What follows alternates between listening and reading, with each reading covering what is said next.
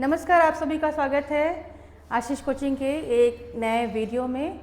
व्याकरण की गागर में कहिएगा कि हम जब भरते हैं गागर में सागर भरते हैं, तो उसी तरीके से हमारा जो व्याकरण है गागर में सागर भरने का काम हम कर रहे हैं। छोटी छोटी चीज़ों को लेकर के हम आ रहे हैं और आपको विस्तार से बताने की कोशिश कर रहे हैं, लेकिन छोटे शब्दों में हम बड़ी बातों को कह रहे हैं।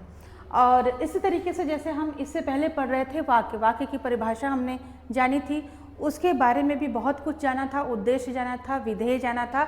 और आज उसी को थोड़ा सा विस्तार करने के लिए, थोड़ा सा बताने के लिए मैं इस तरीके का ये आपके लिए एक टेबल बना करके लाई हूँ कि जब हम आसानी से कह देते हैं कि वाक्य क्या है, उद्देश्य क्या है, विधेय क्या है, तो कई बार हमें समझ में नहीं आता है कि हम उसमें से वाक्य कहाँ अलग करें, उद्देश्य कहाँ अलग करें और विधेय कहाँ अलग करें।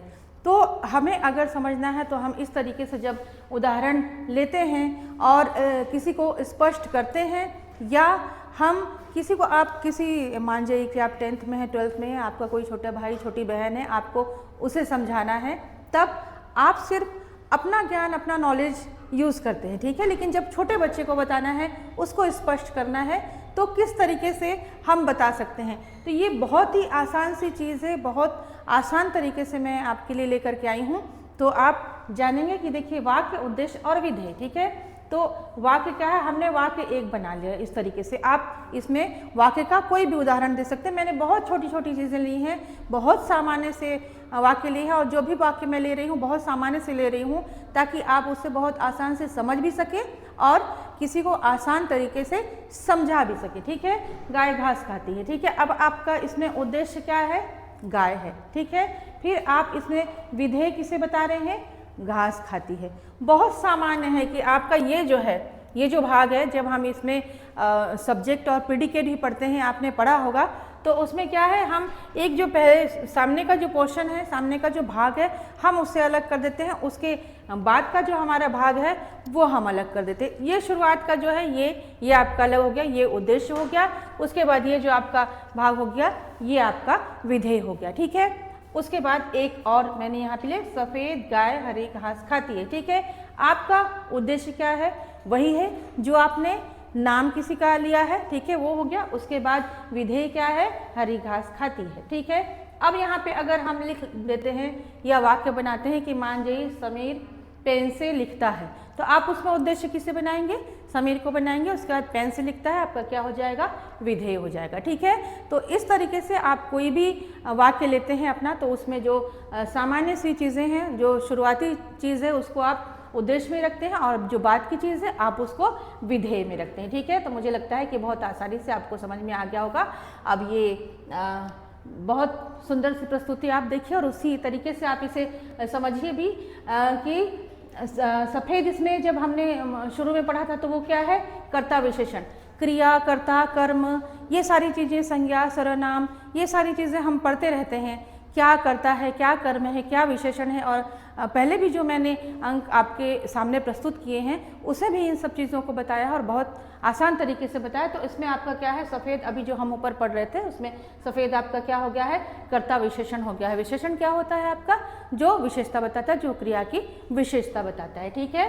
फिर उसमें गाय आपका क्या हो गया है, कर्ता उद्देश्य। इसमें बहुत सारी चीज़ें, जब हम इसे शुरुआत में हम पढ़ रहे थे उसमें कर्म भी था और कर्ता विशेषण भी था, उसे मैंने आपको विस्तार से बताया है। आप उस अंक से इसे देख सकते हैं, जो इसका पार्ट 1 है, ठीक है, उसमें देख सकते हैं। और हरी क्या है आपका, विशेषण कर्म है, ठीक। उसके बाद आपका क्या है, घास क्या है, कर्म है, पर वो विधेय भी है, इसको आप समझे, ठीक है।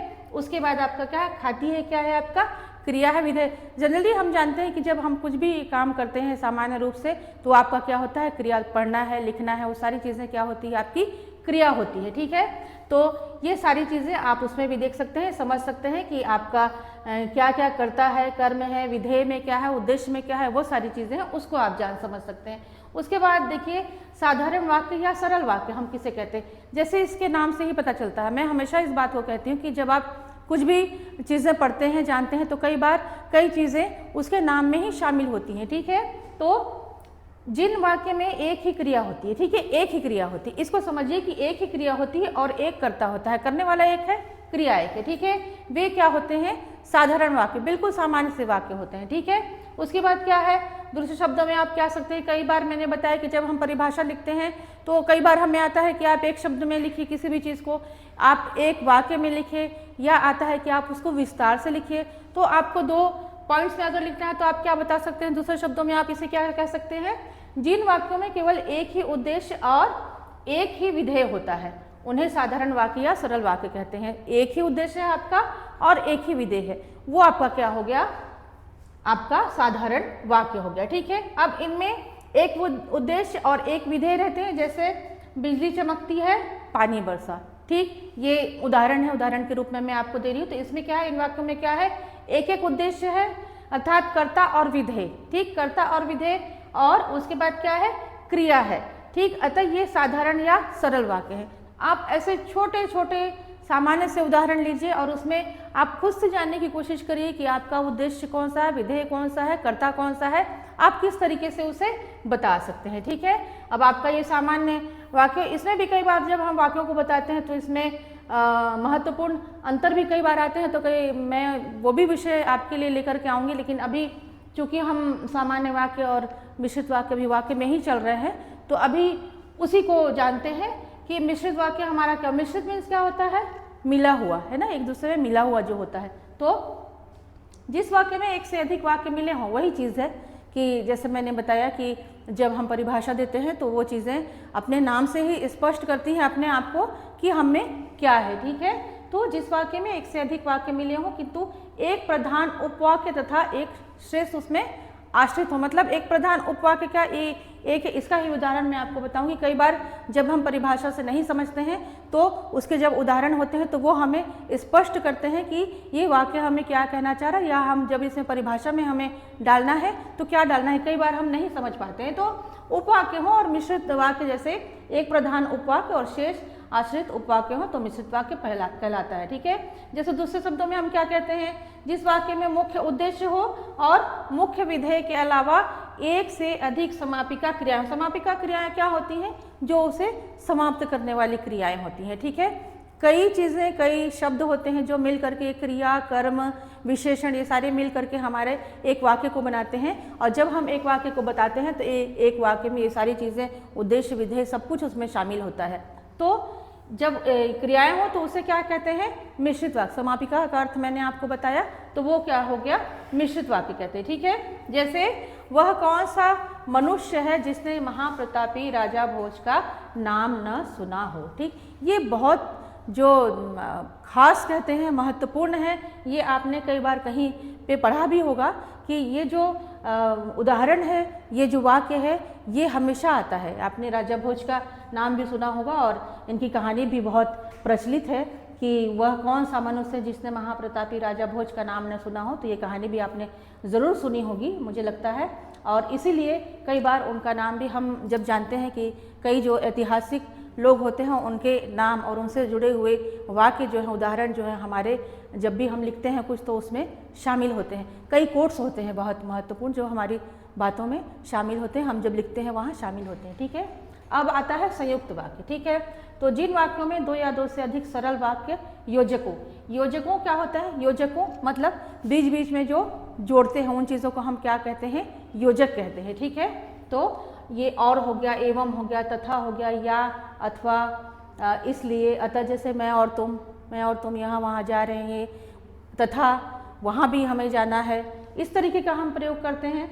अथवा, इसलिए, अतः, बहुत सारी चीज़ें हैं जो हम अपनी किताबों में भी पढ़ते रहते हैं, तो ये हमारे योजक है। फिर भी, तो, नहीं, तो, किंतु, परंतु, मैंने बहुत सारे योजक यहाँ पर लिखे हैं जिन्हें आप समझ सकते हैं, ठीक है। तो ये ही योजक जो जुड़े हुए होते हैं उन्हें संयुक्त वाक्य कहते हैं, ठीक है। जैसे वह सुबह गया, ये लंबा सा वाक्य मैंने लिखा है, क्यों लिखा है, ताकि आप इसमें समझ सकें कि इसमें क्या क्या योजक आ रहे हैं, ठीक। तो वह सुबह गया और शाम को लौट आया, प्रिय बोलो पर असत नहीं, उसने बहुत परिश्रम किया किंतु, किंतु इसमें आया आपका, है ना। अब देखिए किंतु, जैसे कि मैं मात्रा की बात आपको बताती हूँ, तो इसमें एक उदाहरण मैं और आपको देती हूँ। मात्रा की बात जब करती तो यहाँ की है, आप इसमें देख रहे हैं कि छोटी ई की मात्रा है, जब आप इसमें इधर से लगाते हैं तो किंतु होता है वो, और जब हम इसे पढ़ते हैं तो किंतु होता है ये। ठीक, तो जब हमें बोलते भी हैं तो मैं वही चीज़ कहती हूँ कि हम जब वाक्य को बोल भी रहे हैं, वाक्य में शुरुआती मैंने नियम भी बताया था कि जब हम वाक्य लिखते भी हैं, बोलते भी हैं, तो उसमें हमें मात्राओं का भी विशेष ध्यान रखना चाहिए। ठीक है, तो किंतु सफलता नहीं मिली, आपका योजक क्या होगा, इसमें और भी है, फिर को भी है यहाँ पे, फिर उसके बाद पर भी है यहाँ, फिर यहाँ किंतु भी हो गया। ठीक है, तो इस तरह से ये योजक हुए हमारे। अब क्या है, वाक्य के भेद अर्थ के आधार पर। अर्थ के आधार पर क्या क्या भेद होते हैं वाक्य के। ठीक है, वाक्य के 8 भेद होते हैं। आपका ये सरल वाक्य हो गया, जिसे हम इंग्लिश में अफर्मेटिव सेंटेंस कहते हैं। मैंने इंग्लिश में भी यहाँ लिख दिया है ताकि आप उसे अच्छे सामान्य तरीके से समझ सकें। कई बार हमारे जो इंग्लिश मीडियम के स्टूडेंट्स होते हैं, हमारे बच्चे होते हैं, उनको समझने में परेशानी होती है। तो सरल वाक्य आपका एफर्मेटिव सेंटेंस है, फिर उसके बाद निषेधात्मक वाक्य जो निगेटिव आपका सेंटेंस हो गया, फिर उसके बाद आपके प्रश्नवाचक वाक्य इंटरोगेटिव सेंटेंस, आपके आज्ञावाचक वाक्य जो हो गए इम्परेटिव सेंटेंस, फिर आपके हो गए संकेतवाचक वाक्य जो कंडीशनल सेंटेंस हो गए, फिर उसके बाद विस्मयादि बोधक वाक्य एक्सक्लेमेटरी सेंटेंस, फिर उसके बाद आपके आ गए विधानवाचक वाक्य असर्टिव सेंटेंस, फिर आपके क्या हो गए इच्छावाचक वाक्य इलेक्टिव सेंटेंस। तो इनके बारे में भी हम बाद में जानेंगे और थोड़ा विस्तार से भी जानेंगे, और किस तरीके से हम एक दूसरे में वाक्य परिवर्तन करते हैं वो चीज़ें भी जानेंगे। आप अभी इन्हें नोट करिए। आज जो आपने पढ़ा उद्देश्य, विधेय, किस किस तरीके से क्या क्या वाक्य के भेद अर्थ के आधार पर, और उसके बाद क्या क्या है ये भेद, और इसके आगे भी हम बहुत सारी चीज़ें लेके आएंगे, बहुत महत्वपूर्ण चीज़ें लेकर के आएंगे, छोटे छोटे रूप में लेकर के आएंगे, और साधारण से उदाहरणों के साथ लेकर के आएंगे। तो आप हमारे वीडियोस देखते रहिए, कमेंट्स करते रहिए, शेयर करते रहिए, और हमारे चैनल को सब्सक्राइब भी करिए। आज इस वीडियो में इतना ही। इसके बाद हम और कुछ सीखेंगे इसी के बारे में और पढ़ेंगे इसी के बारे में। आज के लिए इतना ही।